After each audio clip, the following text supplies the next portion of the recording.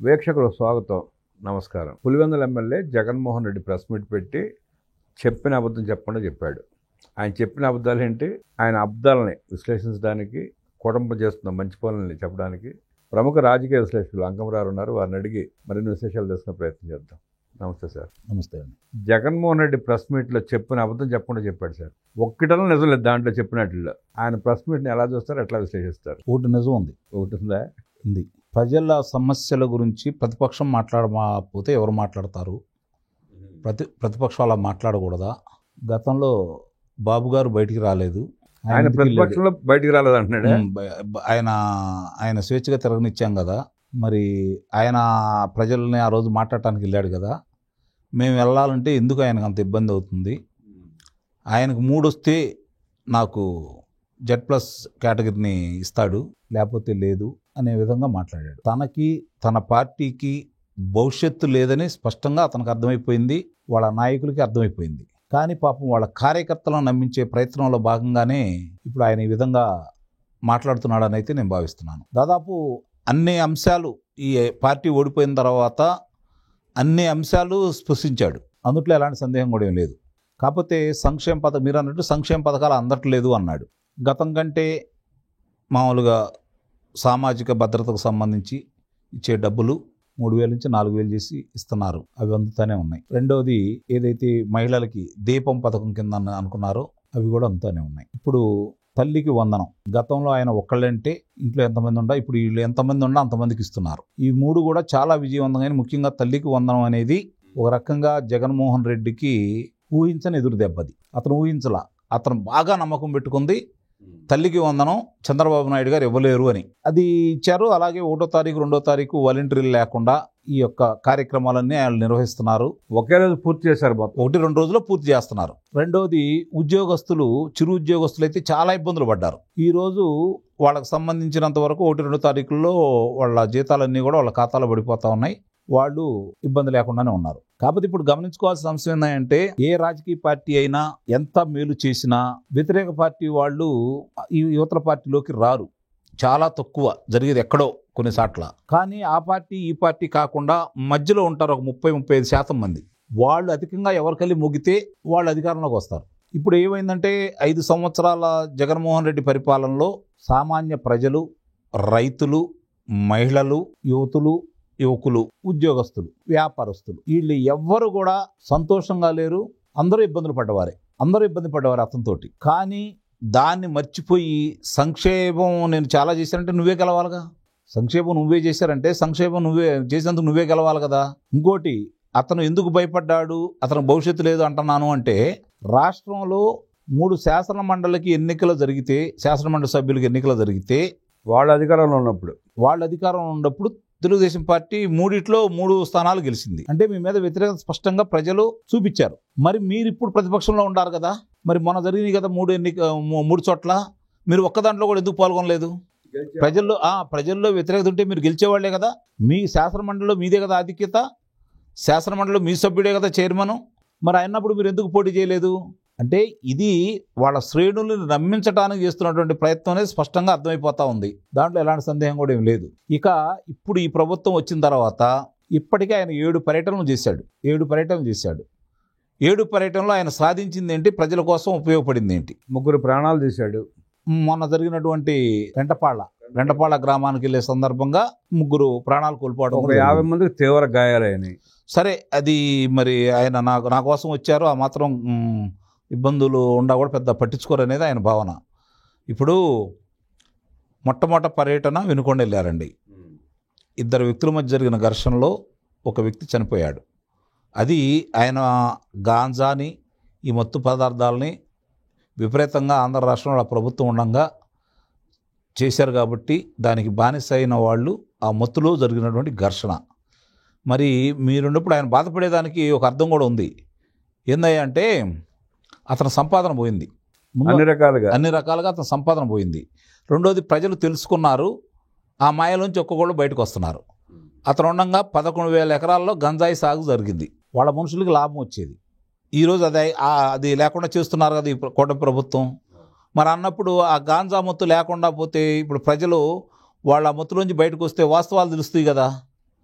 కాబట్టి అతని వెంట నడిచేవాళ్ళు తగ్గుతూ ఉంటారు. అట్లా వాళ్ళు ఉండాలి, తన వెంట నడవాలి, వాళ్ళకి ఏ ఆదాయ మార్గాలు ఉండకూడదు, అతను ఇచ్చేటువంటి ఆ బటన్ నొక్కి ఇచ్చే దాని మీదే ఆధారపడాలి అని చెప్పని భావిస్తున్నారు. చూడండి, ఇది చాలా దారుణమైన విషయం అండి. ఎందుకంటే 1982లో అన్న నందమూరి తారక రామారావు గారు పార్టీ పెట్టినప్పుడు ఆ రోజు కిలో ₹2 ఇస్తానని చెప్పని ఆయన ప్రజలకి హామీ ఇచ్చాడు. ఆ రకంగా ఇచ్చారు. అంటే 43 సంవత్సరాల క్రితం కిలో ₹2 ఇస్తున్నామని చెప్పని మొదలు పెడితే 43 సంవత్సరాల తర్వాత కూడా ఈ విధంగా బియ్యాలు ఇచ్చుకుంటూ వెళ్తున్నామంటే వాళ్ళని పైకి తీసుకెళ్తున్నామా, ఇంకా కిందకి తీసుకెళ్తున్నామా? ఒకసారి ఆలోచించండి.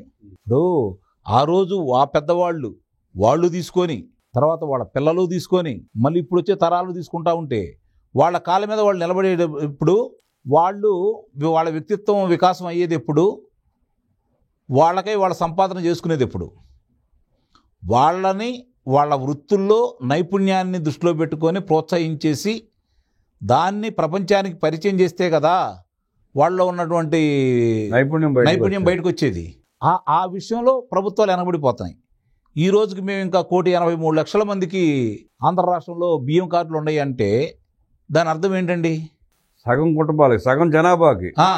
అంటే ఇవన్నీ కూడా ఒకసారి ఆలోచించుకోవాలి. అంటే మనం ఎక్కడికో వెళ్తున్నామని చెప్పని మాటల వరకు పరిమితం అవుతున్నాం, కానీ కావట్లా. దాని నుంచి మార్చాలని ఇప్పుడు చంద్రబాబు నాయుడు గారు P4 విధానం అని చెప్పని బయటకు తీసుకొని వచ్చేసి చేస్తున్నారు. అలాగే ఈరోజు వివిధ సంస్థలు కావచ్చు, వివిధ పరిశ్రమలు కావచ్చు, విద్యా సంస్థలు అయితే ఇప్పుడు 6 వచ్చినాయి.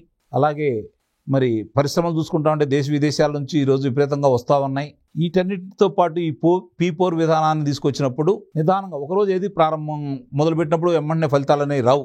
అది 3 సంవత్సరాలు, 4 సంవత్సరాలు, 10 సంవత్సరాలకి దాని ప్రభావం చూపించేసి ఇప్పుడు ఆయన 15 లక్షల మందిని గుర్తించి చేయాలని చెప్పి ఆయన భావిస్తున్నాడు.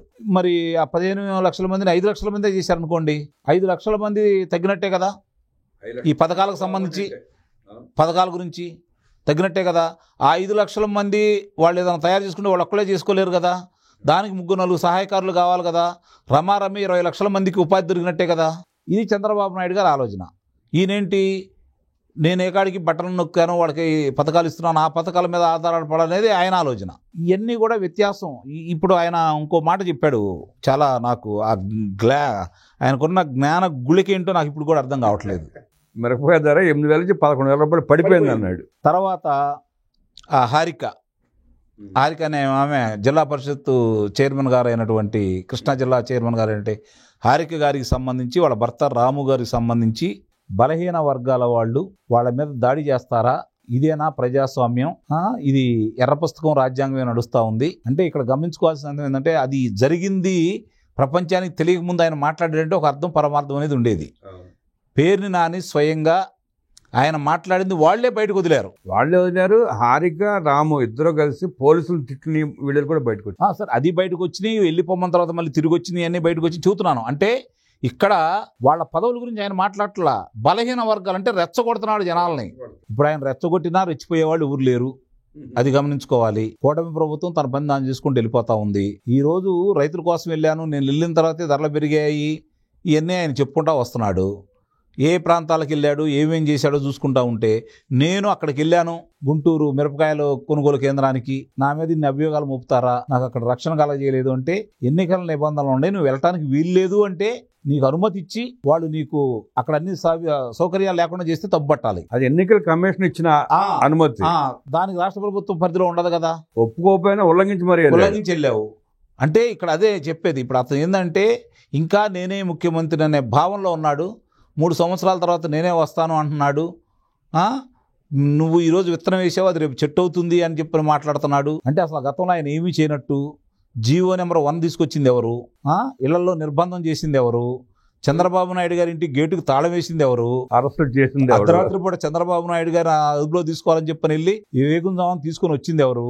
అచ్చెన్నాయుడు గారిని ఆ విధంగా నిర్బంధించింది ఎవరు? 1631 రోజులు నీ మీద పోరాటం చేసిన మహిళామ తల్లులు, అమరావతి ప్రాంత రైతులు, ప్రజలు, వాళ్ళకి సహకరించినటువంటి ఆంధ్ర రాష్ట్ర ప్రజలు అన్నీ గుర్తించారు. కాబట్టి 11 స్థానాలకి పరిమితం చేసినా కూడా ఈ రోజు కూడా ప్రజా సమస్యల గురించో ప్రజల గురించో నువ్వు పోరాడకుండా నీ ఉద్యోగం కోసం మాత్రమే నువ్వు పోరాడుతున్నావు, ఇంకా నీ శ్రేణులను రెచ్చగొడుతున్నావు అంటే ఏం చెప్పాలో ఏం మాట్లాడాలో కూడా అర్థం కాని పరిస్థితి. అసలు చూడండి, ఇప్పుడు ఇన్వెస్టిగేషన్ జరుగుతుంది, సిట్ విచారణ చేస్తూ ఉంది, అందరూ అడ్డంగా దొరికిపోయారు వాళ్ళు చేసిన దోపిడీలన్నీ, ఇంకా వాళ్ళ అమాయకులు అంటున్నాడు. సహజమే, ఆయన దృష్టిలో వాళ్ళ అమాయకులు అంటే ఈ చేసిన వాళ్ళ అమాయకులు అంటే ఇంకా మరి ఇంకెంత చేయాలో, ఇది చాలదన్నట్టు ఈ సంపద దోచుకున్నట్టు కాకుండా ఇంకెంత దోచుకోవాలో, ఇంకెన్ని అరాచకాలు చేయాలో మరి వాళ్ళ గురించి ఏం మాట్లాడతాడో కూడా అర్థం కాని పరిస్థితి. కాకపోతే ఒకటి మాత్రం నిజం, ఆంధ్ర రాష్ట్ర ప్రజలు అదృష్టవంతులు, అందుట్లో ఎలాంటి సందేహం కూడా ఏం లేదు.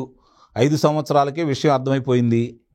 మళ్ళీ అతను ఏదో నమ్ముకుంటున్నాడు. ఎట్టి పరిస్థితుల్లో కూడా ఆయనకు నమ్మకం లేదు, వాళ్ళ మనుషులకి నమ్మకం లేదు, శ్రేణులను నమ్మించే ప్రయత్నం అయితే చేస్తున్నారు. ఎందుకంటే వాళ్ళు కూడా వెళ్ళిపోతే రేపొద్దున ఎక్కడికి వెళ్ళినా రమ్మంటే వచ్చేవాళ్ళు ఉండరు కాబట్టి ఆయన తాపత్రయపడుతున్నాడు.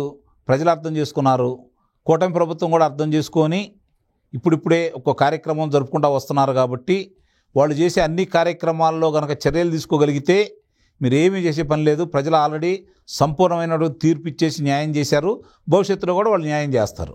జగన్ రెడ్డి లాంటి ముఖ్యమంత్రిని చేసుకుంటే నింటు నెలలో ముంచేసేవాడని చెప్పి విశ్లేషించిన అంకమరావు గారికి ధన్యవాదాలు తెలియజేస్తూ నమస్కారం.